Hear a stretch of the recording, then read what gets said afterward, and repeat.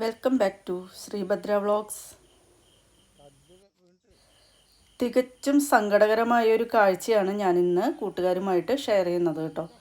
ഇത് നമ്മുടെ തൃശ്ശൂർ ജില്ലയിലെ പാലപ്പിള്ളി എന്ന് പറയുന്ന സ്ഥലത്ത് ആദിവാസി കോളനിക്ക് അടുത്തായിട്ട് ആളൊഴിഞ്ഞു കിടക്കുന്ന ഒരു വീടിനോട് അടുത്തുള്ള ഒരു സെപ്റ്റി ടാങ്കിലാണ് ഈ കാട്ടാന ചെന്ന് വീണത് കേട്ടോ. ഈ കഴിഞ്ഞ വ്യാഴാഴ്ച രാവിലെയാണ് നാട്ടുകാർ ഈ ആനക്കുട്ടി സെപ്റ്റി ടാങ്കിൽ വീണ് കിടക്കുന്നത് കണ്ടത്. ഉടൻ തന്നെ അവർ വനപാലകരെയൊക്കെ അറിയിച്ചു.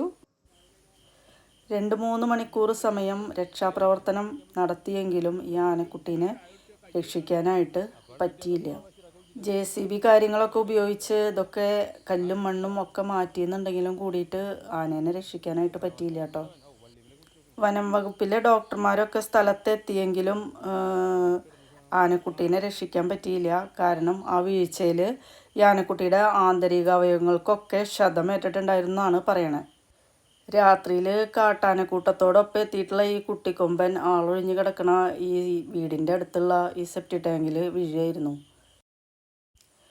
വീഴ്ചയുടെ ആധിക്യം കൊണ്ട് ആനയുടെ ആന്തരികാവയവങ്ങൾക്കൊക്കെ പറ്റിയിട്ടുള്ള ക്ഷതം തന്നെയാണ് ഈ കുട്ടിക്കൊമ്പൻ ചെരിഞ്ഞതിൻ്റെ കാരണം എന്നുള്ളത് ഡോക്ടർമാർ സാക്ഷ്യപ്പെടുത്തിയിട്ടോ. ഈ കാട്ടാനക്കുട്ടീനെ രക്ഷിക്കാനായിട്ട് ഒരുപാട് ശ്രമങ്ങൾ നടത്തിയെന്നുണ്ടെങ്കിലും ഒക്കെ വിഫലമായി.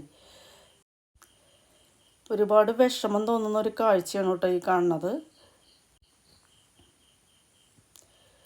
വീണ്ടും അടുത്ത വീഡിയോയിൽ കാണുന്നവരെ ബൈ ബൈ.